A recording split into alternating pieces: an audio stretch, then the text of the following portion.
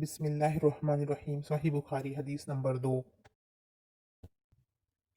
قال رسول اللہ صلی اللہ علیہ وسلم احیانا یاتینی مثل صرصرۃ الجرس وهو اشده علی فیصم عنی وقد رویت عنه ما قال واحیانا یتمثل لی الملک رجلا فیکلمنی فما یقول قالت عائشة رضی اللہ عنہا ولقد رأيته ينزل عليه الوحي في اليوم الشديد البرد فيصفم عنه وإن جبينه ليتفصد عرقا۔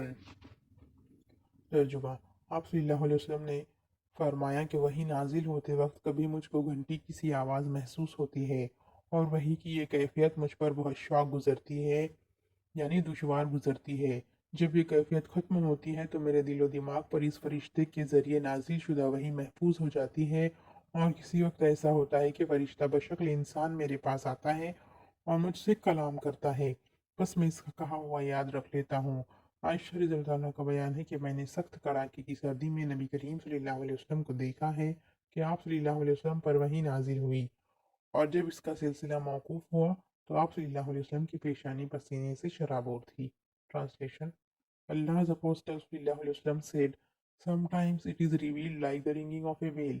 This form of inspiration is the hardest of all, and then this state passes off after I have grasped what is inspired.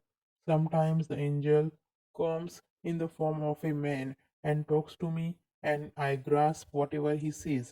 Aisha Radhiyallahu anha added, "Verily I saw the Prophet sallallahu alaihi wasallam being inspired divinely on a very cold day, and noticed the sweat dropping from his forehead as the inspiration was over."